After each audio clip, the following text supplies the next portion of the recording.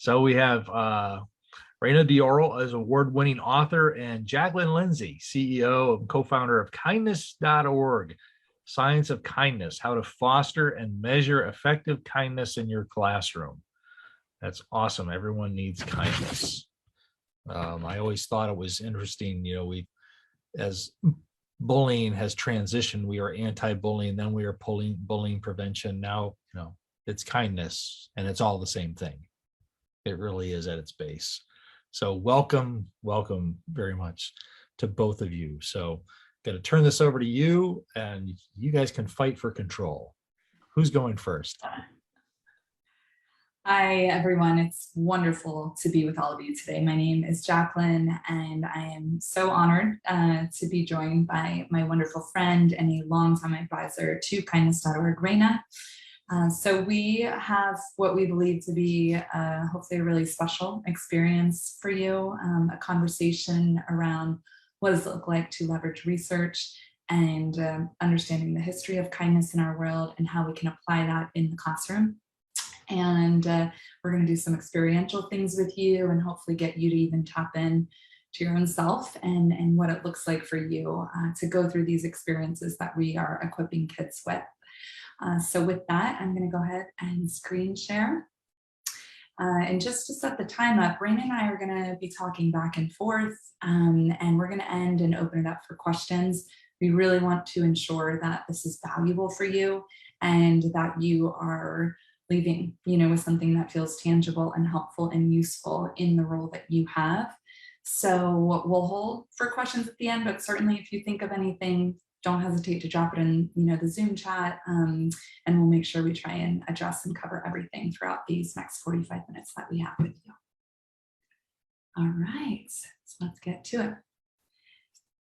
Can everyone see my screen? Yes, right now, we good? Okay, wonderful, thank you.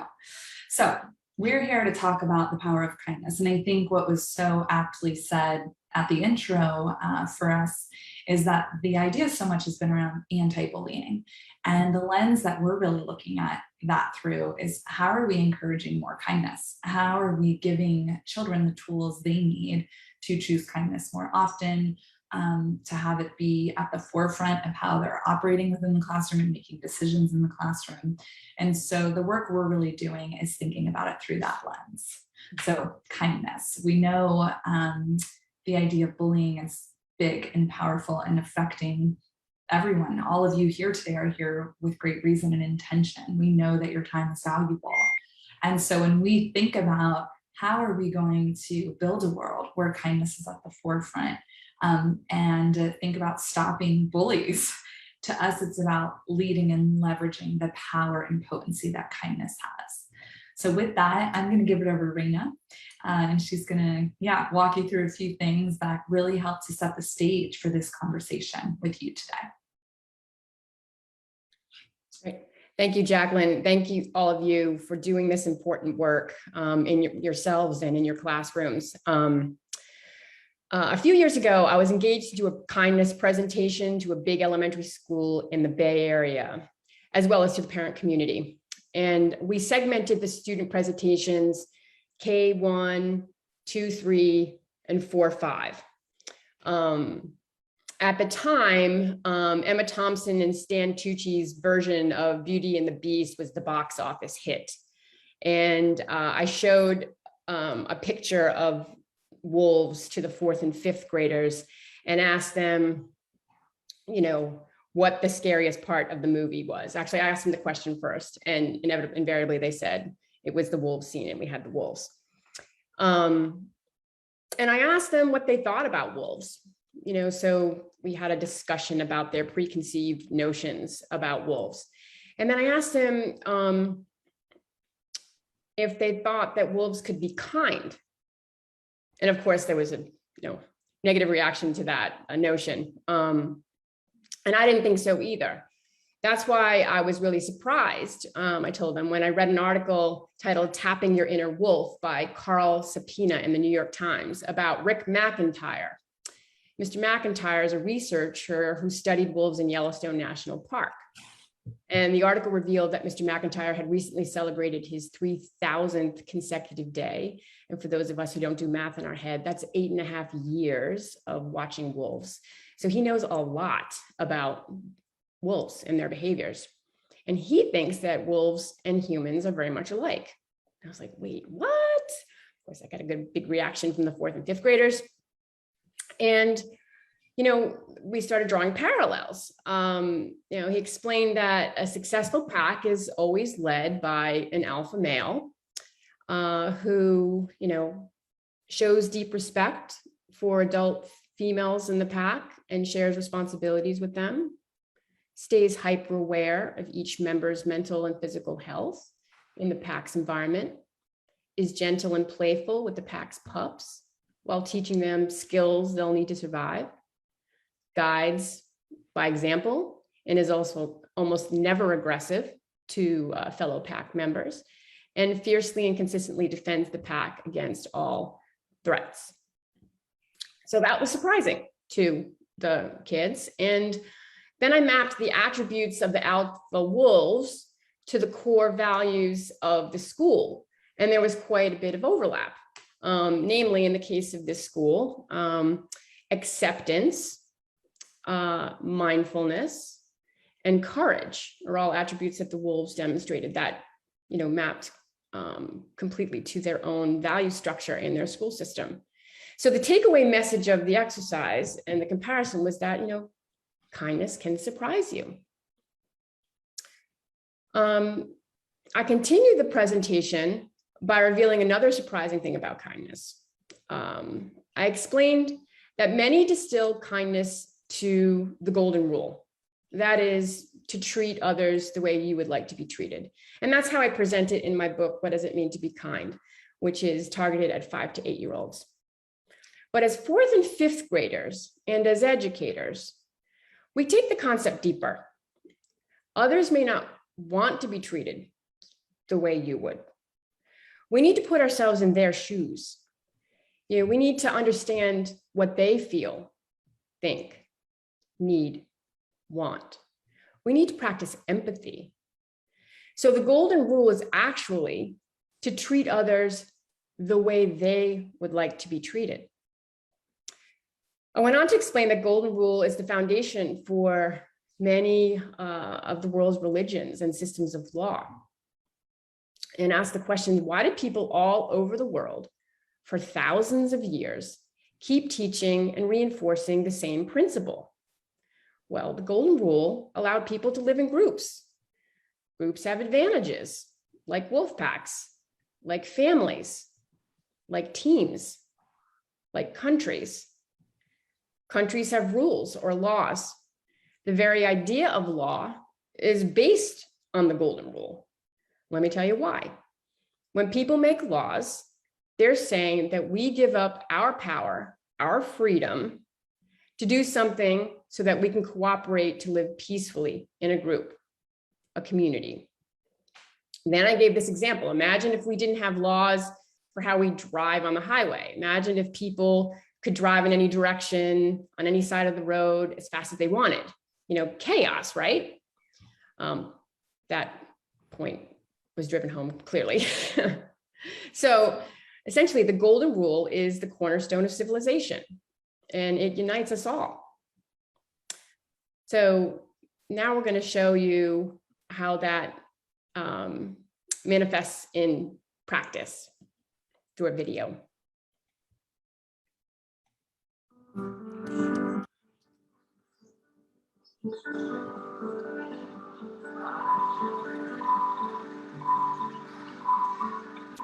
This is a message to my sister Shalisha. When I gave birth to my beautiful daughter Lera, I was terrified. All the mornings when you used to come to my house and you bath her, you'd help me do everything.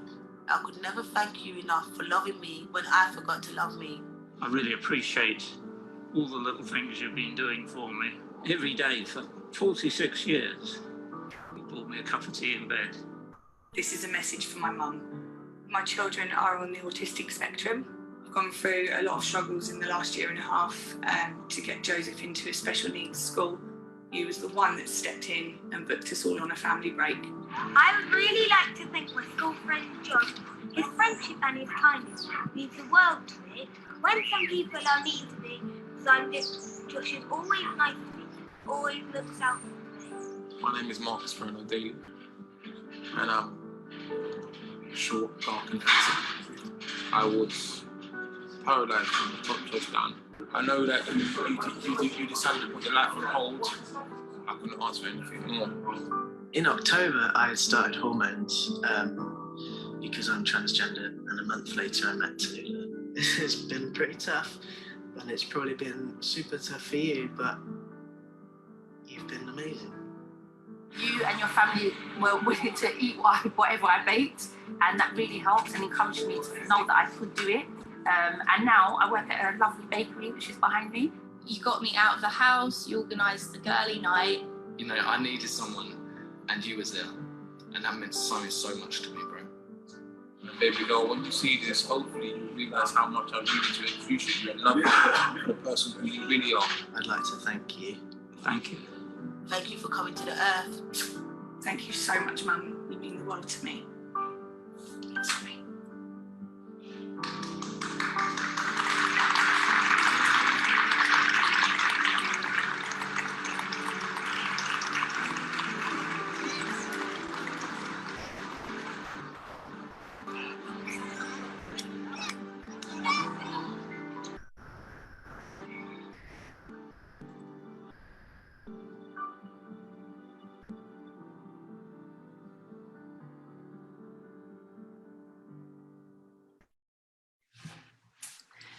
So we love showing the human side of kindness and telling stories as a way to inspire people. And that video is so reflective of this idea that Rain is talking about. Treat people the way they need to be treated. And so we want to just start with having you think about, when has kindness made a difference in your life? What are those acts? Sometimes it might be the smallest thing, like bringing someone a cup of tea in bed. But what does it look like for you when you've seen it show up for you, for your students, for your family? So I just want you to take a note of that. You can write it down. You can keep that, in your head and in your mind. And who comes to mind? Is there a specific person watching that you think, wow, this is who reminds me of kindness, or this is who did that act that I really needed in that moment or on that difficult day?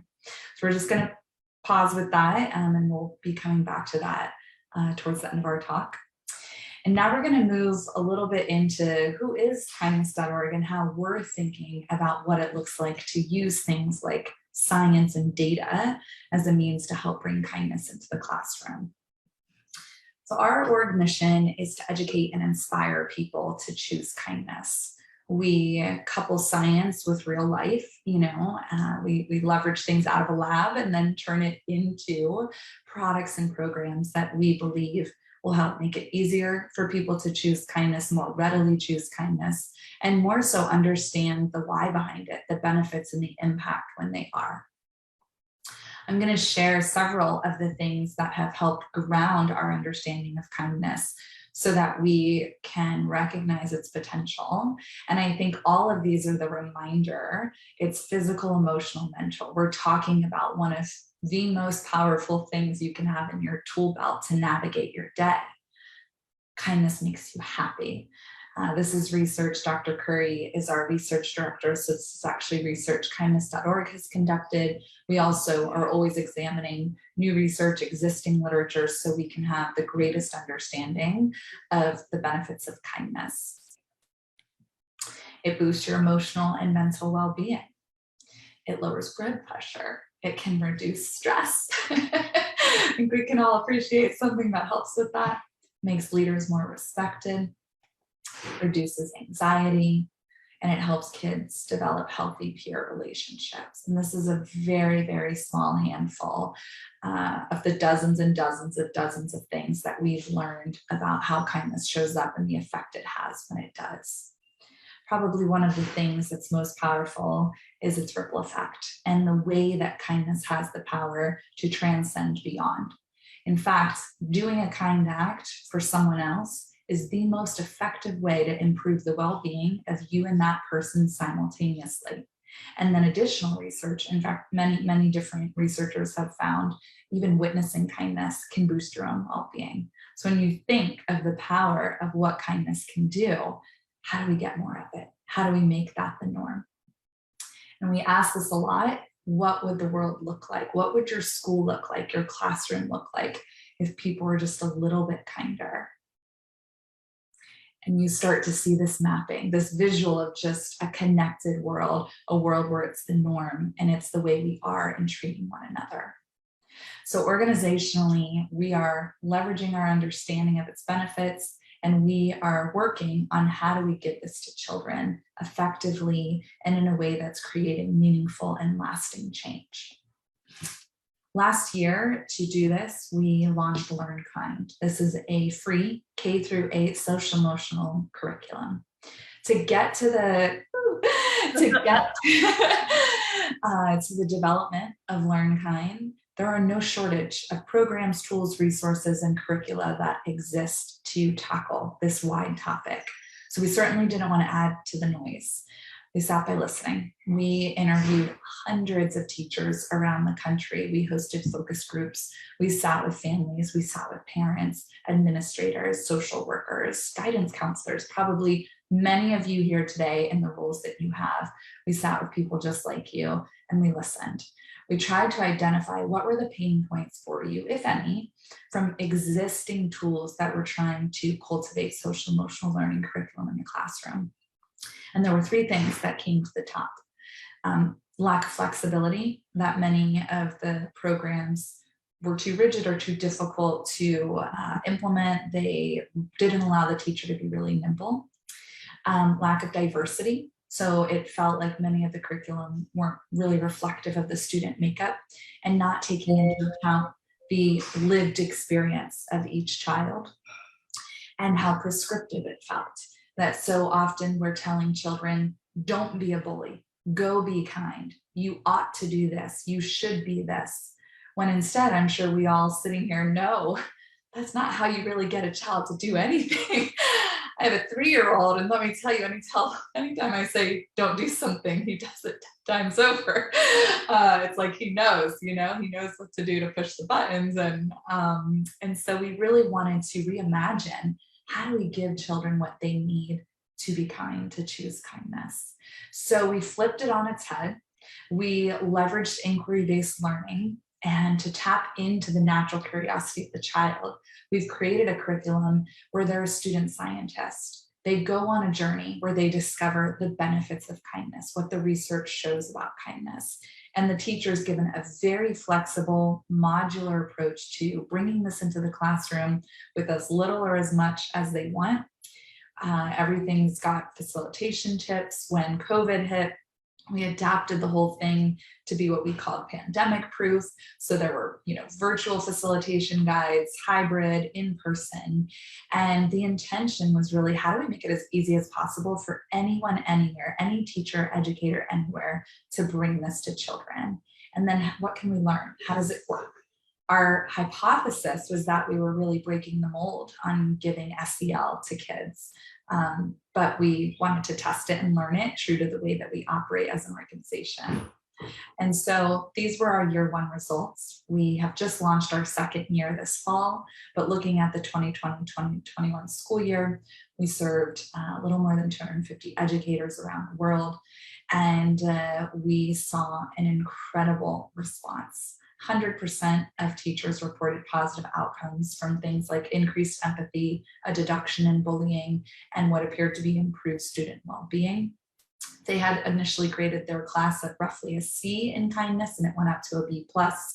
And we also did a very rigorous set of metrics around various SEL measurements. And all 6 of those things that we looked at had positively increased over the span of implementing Learn Kind in the classroom. So we're incredibly excited about the potential of what we can do to give kids what they need and to help work through teachers, educators, schools to put this in front of children, and doing it in a way that is innovative, meets the child where they are, lets them go on their own journey to discover kindness in a way that's unique to them. And we did it all with the intention of how to make it as easy as possible on the educator, knowing how difficult it already is, especially in this unique landscape that we're in. So we actually want to take you on a little bit of a journey to experience what is a piece of this curriculum. And we believe this is hopefully a gift to you, because this is about how are you filling your cup. When we heard from teachers with COVID starting, it was the Wild West. Everyone, and no one knew what was going on. Everyone was struggling with what to do. So we immediately included a bit for well-being for the teacher, and we enhanced the activities to really focus on how to help the child with emotional regulation. So Rana's going to take you through a brief exercise. This is directly pulled from the curriculum, but we think it's for all of us everywhere who need this grounding to be reminded of why we need to first start with kindness to self. Great. Oh, and here's just a little image of this exact activity being taught virtually by one of our teachers in Texas. Okay, over to you, Rana. All right. So this is an emotional regulation and awareness exercise that comes from the kindness.org curriculum. And that serendipitously or ironically or synergistically I've done in classrooms all over the country. So let's start by being present. I wrote a children's book about that too, by the way. Let's leave the external world for just a moment and go inside. Closing our eyes helps to do this if you feel comfortable doing that. Now let's take 3 long, slow, deep breaths. In through the nose and out through your mouth.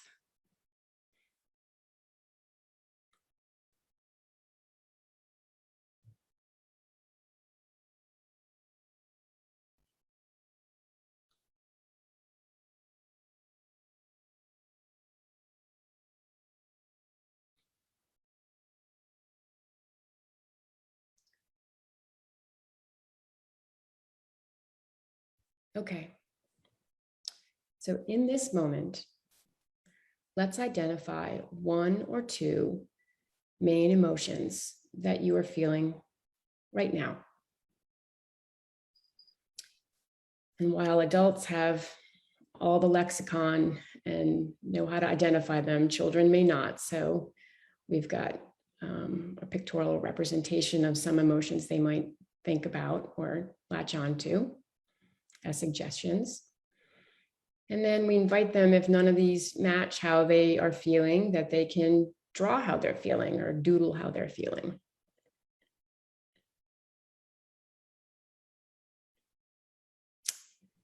And then we ask them to reflect on how their feeling impacts how they show up in the world. Your emotions are the filter through which your behavior flows. How is that primary emotion or emotions influencing your behavior? Even today, all of you, as you're participating in this conversation, how does it impact your body language?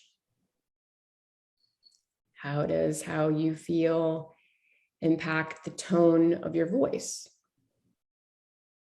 How does it impact the facial expressions or your attitude? How do your emotions affect how you're interacting with others? And if you break it down this way, it's very powerful to see how those emotions affect everything you're putting out into the world.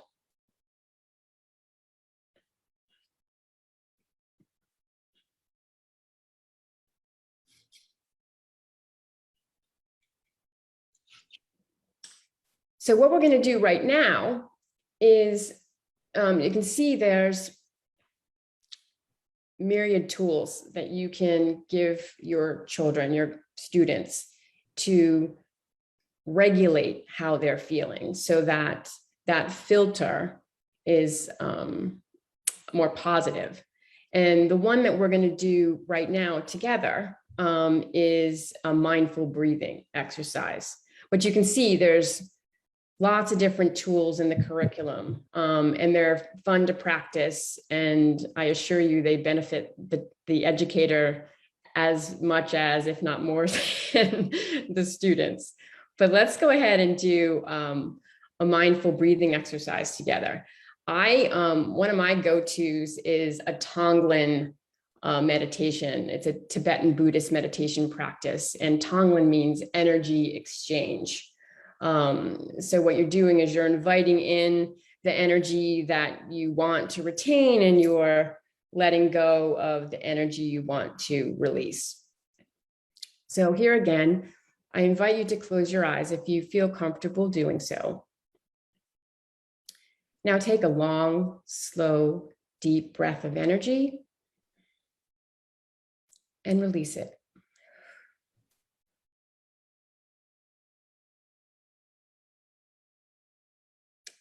And breathe in stillness. And exhale turbulence.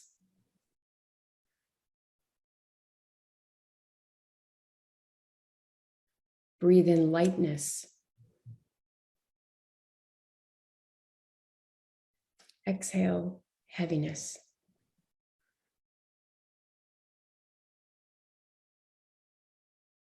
Breathe in soothing. And release pain.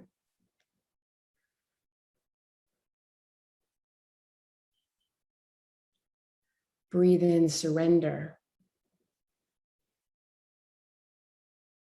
Let go of resistance.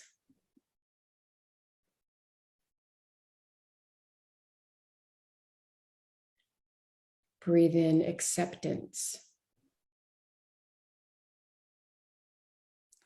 Let go of judgment.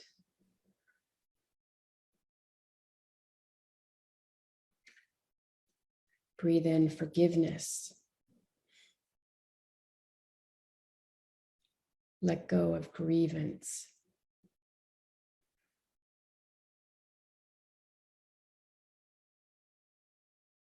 Breathe in tolerance.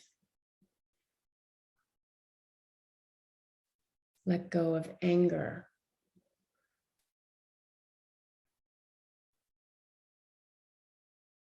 Breathe in expansion. Let go of constriction.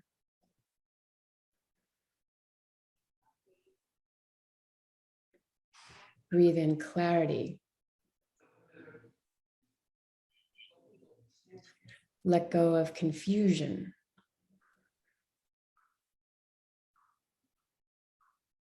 Breathe in peace.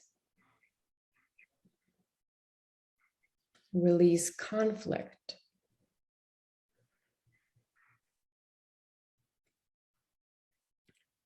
Breathe in wholeness.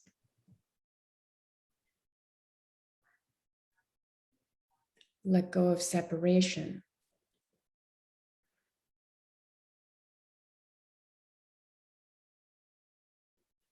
Breathe in compassion. Let go of sadness.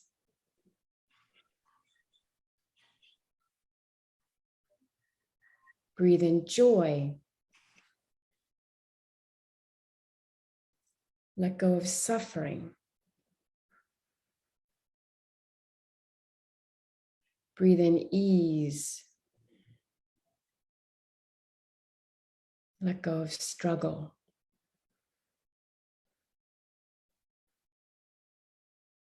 Breathe in flow. Release effort.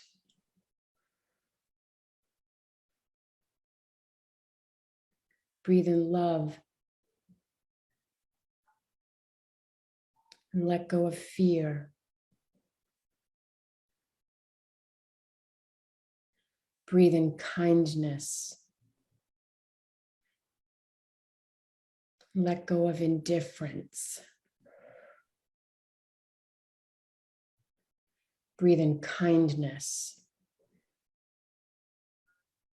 And release kindness back out to the world.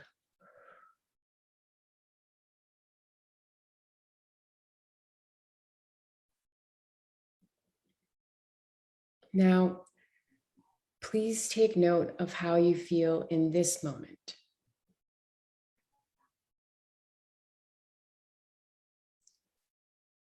Kindness starts from the inside out. You need to be kind to yourself in order to be kind to others.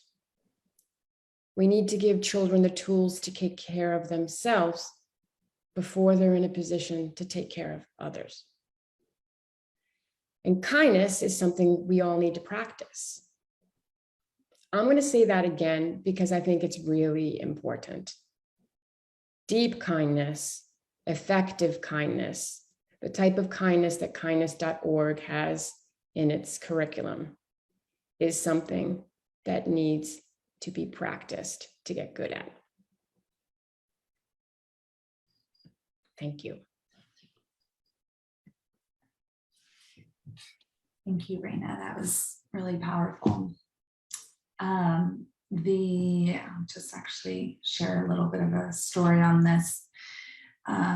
We've worked with hundreds of teachers, and we have been, the data is one thing, but like I said, it's the human side. It's the real raw side of what it looks like to show up in the classroom and be different and be bullied, and not have someone to care for you.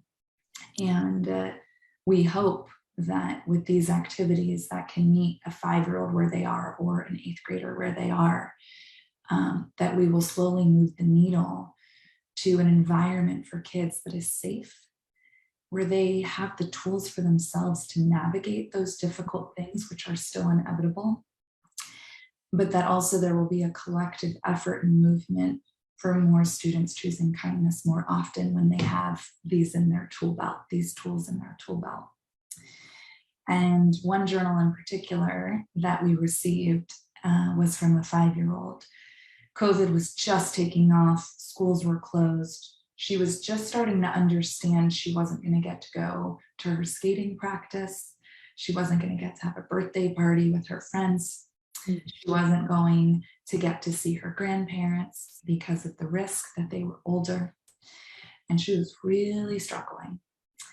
But her teacher had rolled out this program and this curriculum, and she got the journal, and the mom took some photos of it and sent it in to us. And each day she would circle. It was, Monday through Thursday. I feel sad. I feel lonely. And then she did something very intentional about those things. One was to call her grandparents on video since she couldn't visit with them. The other she picked when she was sad about not being able to go skating, was getting to go outside with nature. And through it, at the end, I feel happy now. I feel happy now was what we saw come out through the results of her experience. And it's not always that for everyone all the time, but it's about the continuation, the cultivation of the muscle of this, to Rana's point. Mm-hmm. And that's why we are so excited to have people like you signing up and willing to be here to say, yes, what can I do? What do we need? How can we better bring this in to the dialogue with our kids and into the classroom and the schools that we're serving? And the demand feels more urgent now than ever in light of the past couple of years. So we are just grateful for you and the work you're doing. We start and end with that. And if we can be of service to you in any way, that's our hope with this. So in closing, before we open it up to hear from any of you, if you have questions, just want you to think about what you conjured up when you saw that video, or perhaps anytime throughout this presentation. Is there someone or something that came to mind? Now's your chance to take action. We start from kindness from within with the hopes that we will choose kindness more often. So here are some prompts potentially that we would love you to commit to following through today, reaching out to that colleague who needs an ear, that person who showed up when you needed them most, and letting them know how grateful you are for that. The friend or family member perhaps that you need to email but haven't. What's coming to mind for you? And maybe you're writing their name, or you're just sitting in this moment, having that nudge and that reminder, that gentle reminder. Today's your day to just take action. Take 5 minutes after this session or this conference and reach out and let that person know what it is that you want to tell them.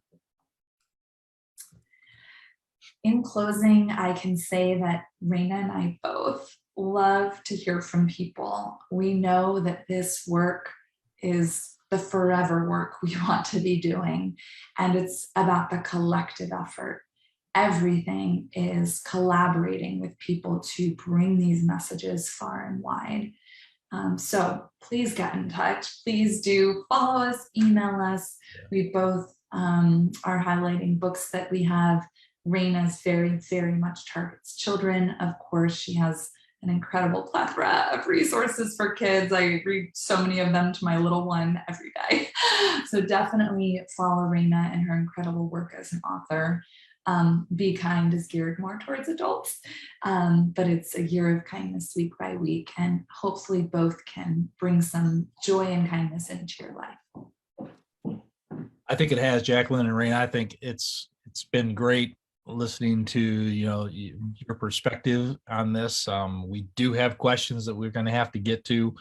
I will tell you that I probably would not have been staying in this gristmill of bullying prevention if it were not for being able to see the kindness in the students, and when they do receive the words we give them, and how that is translated into action, which is always awesome. So when I started presentations, it's always, I'm not here to tell you to stop doing something. I'm here to tell you to start doing something for someone else. So you can go ahead and unclick your monitor so we can be back on.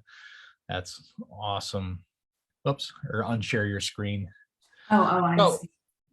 One, everybody wants to know where to get the curriculum. So if you want to send that link to Jamie, and we'll get that out to everybody. So we'll take care of that question really quickly.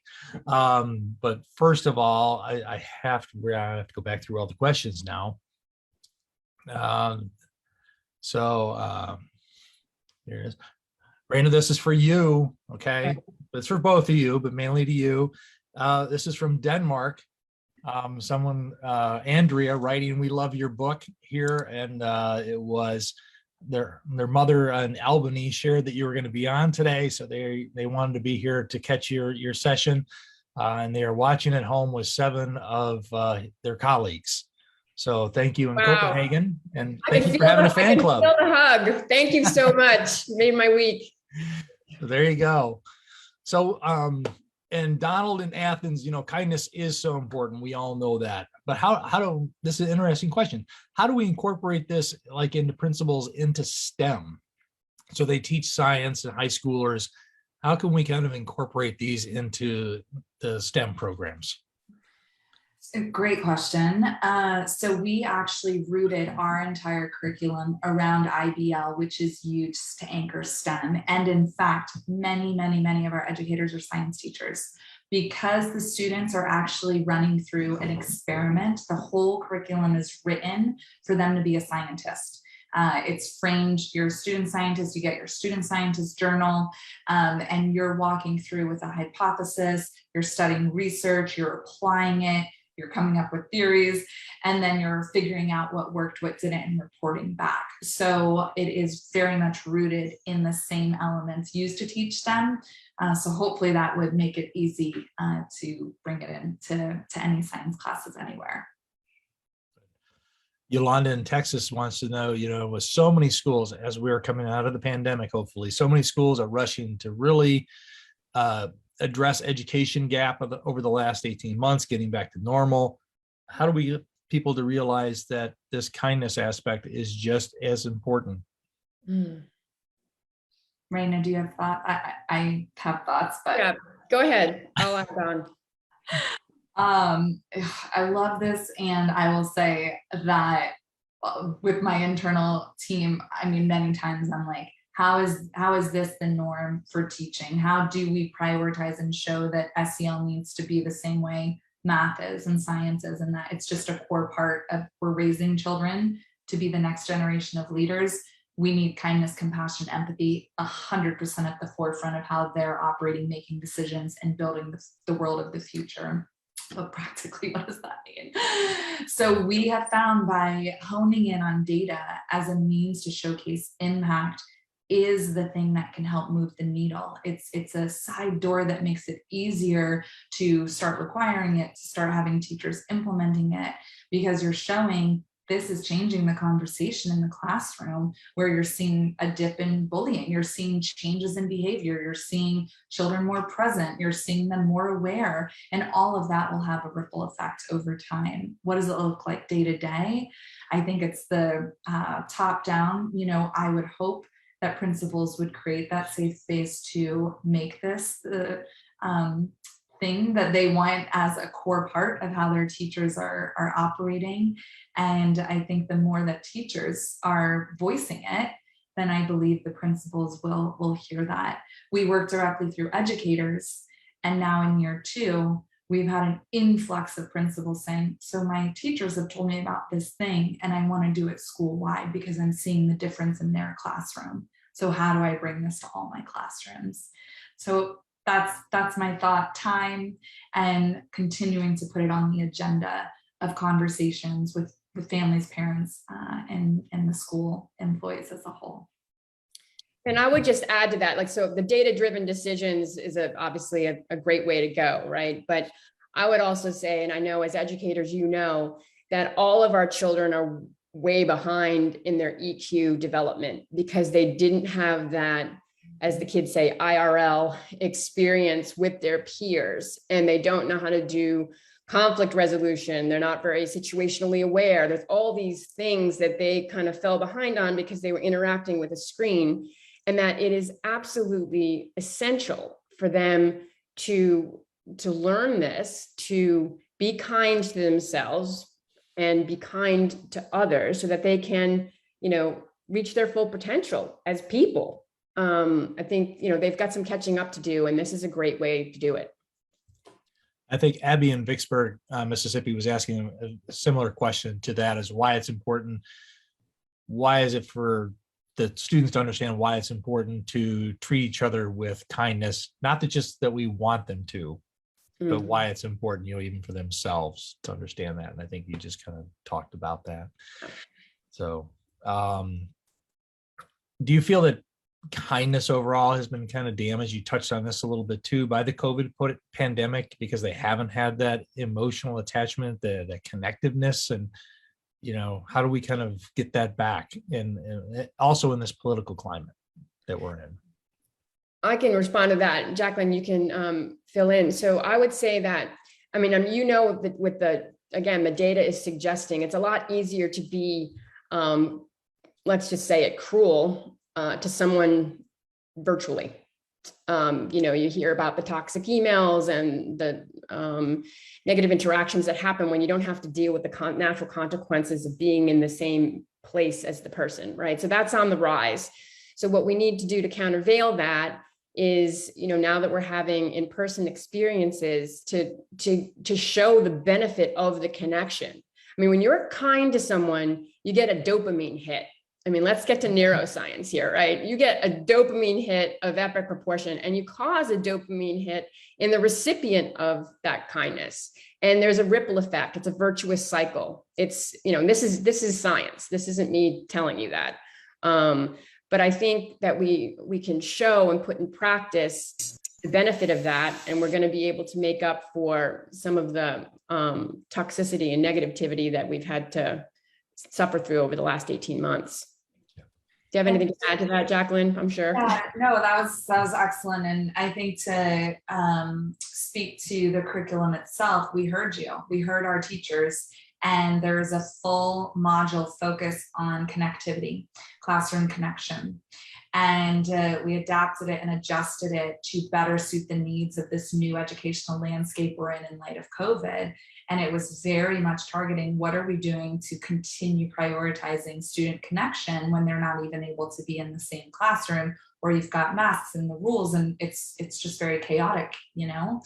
And our teachers, you know, have all so far reported that by implementing that exact module, they saw an incredible increase in how the students were able to connect safely and thoughtfully through just guiding them and facilitating them through these activities. So whether they're virtual or not, it can happen. It's just a matter of what you're using to hopefully keep that at the forefront. Yeah. On that point, Peter in Iron Mountain, that's up in our Upper Peninsula, way up there. Thanks for joining us, Peter. He's asking about, what would you recommend on kinds of like prompts for journals or writing prompts that he can share with his students, fifth graders, that, you know, they can start journaling about, you know, these feelings and kindness. Anything out there? I always start with questions like, what does kindness mean to you?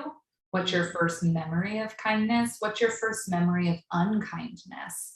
Getting to a place where they even have a posture to think about the vernacular. What is kindness to them? If they have their own grounding in that, I think that's an incredible launch pad.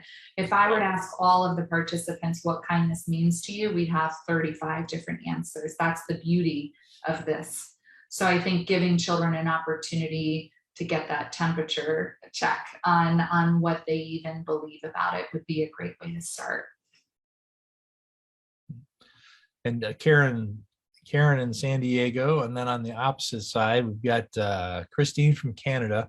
Both have a very, again, similar question. When we not only have the students, but we're having to deal with parents in this era, how is it that we can kind of work with our schools to work with parents on the overall or overarching kindness issue? Rana, what would you say? You've been through this with your kids. Yeah, I think, you know, you have to drive home the point that, you know, if the parents know we're teaching kindness in schools, they also have to know that, you know, the primary learning of a child happens at home, right? Because we are at home so many more hours of the day than educators have children. And I think it's important to directly hit the point with parents that, you know, we're implementing this in our classroom and in our school system, and we need your support. You know, you will, and recognize their role as, you know, an educator in that capacity, and give them the tools to succeed. You know, rather than, you know, come at it from a, you need to do this, like, this is what we're doing, and we're encouraging you to help us, and here's the many ways you can help us. That's how I would do it. Yeah, I think probably what we're getting from a lot of educators is, you know, they see a lot of things with the pandemic. There's a lot of frustration, there's a lot of anger, there's a lot of passion that's out there. And so, but we also need to be very kind to people. People have different opinions. People have, you know, different things that they do in their walk of life, that it's not just a one-way road. So I think that's what they were kind of asking about, because they have parents. Yeah, and I get that. So like, for me, like, you know, I've studied dialectical behavior therapy for one of my kids, and you can't react, right? You have to meet them where they are. I hear you say da da da da da da da. I understand, and here's how I can help you. Like, identify the need that parents need in that moment, and see how you can meet that need. Yes, there's anger, there's frustration, they're lashing out at you. You can't take it personally, right? It's not about you as an educator. It's about their frustration and their inability to help their kid in that moment. So figure out, identify the need, and then try to help them meet that need, but stay unimpassioned and non-reactive. Be kind, you know, treat them the way they need to be treated in that moment. Yeah, it seems to be a simple thing, but it's so hard. So hard. You know, it's very, very difficult. It's sometimes the simple things are really hard, because that's kind of what we've always been talking about for years about this. And John, that goes right into this question. John Paul in New York how do we make this constant? He's been a teacher for 25 years and it always comes in waves. Something happens, we go into a wave of bullying prevention, kindness, and then it kind of subsides. And we're in that right now. I mean, we hit prevention models probably in I would probably say 2010, we were at the height. 2015, we started dropping off, and then pandemic hits. So how do we keep this constant, that kindness is always something on the table? I think until it's policy mandated, when it's treated the same exact way as SATs or I'm so sorry, I don't remember all the elementary ones, but I had like FCAT, and I just remember the pressure I felt as a fifth grader that was everything I had to focus on. Was this FCAT score. Well, what would it look like for you to focus on your kindness score? And like, if as much weight and energy was put into, no, this is just the norm of what you come into school learning about from K through 12. So it's got to be a policy mandate is my thought before it's constant. And then what I would add to that is, kindness isn't transactional. It isn't paying for the coffee for the person behind you in line. I mean, that is an act of kindness, of course, but think of it as terms of like, it's your yoga practice. Think of your yoga practice, what it was like 15 years ago versus now, or it's your running. Think of what kind of runner you were 15 years ago versus now. You've evolved as a yogi, you've evolved as a runner, and you have to evolve as a kind human. It gets deeper and deeper and more meaningful. So that's how I would answer that question. All good answers. And that's why we have this conversation. And we so appreciate both of you joining us, today to kind of get your message out from here to Canada, all the way to Copenhagen. So that's pretty awesome. And we're going to actually wrap this up. If we have additional questions, we will get them to you. And you can add those. Jamie has already put the link to the curriculum out there for everybody. So be ready to get all your stamps and envelopes ready. That's old fashioned, isn't it? Because you just do it online. I love that. No, it's amazing. Let's see. Just choose to send kindness out through the world. Great way to hug ourselves and our neighbors. Thank you, Rana and Jaclyn. So thank you for having us. All right.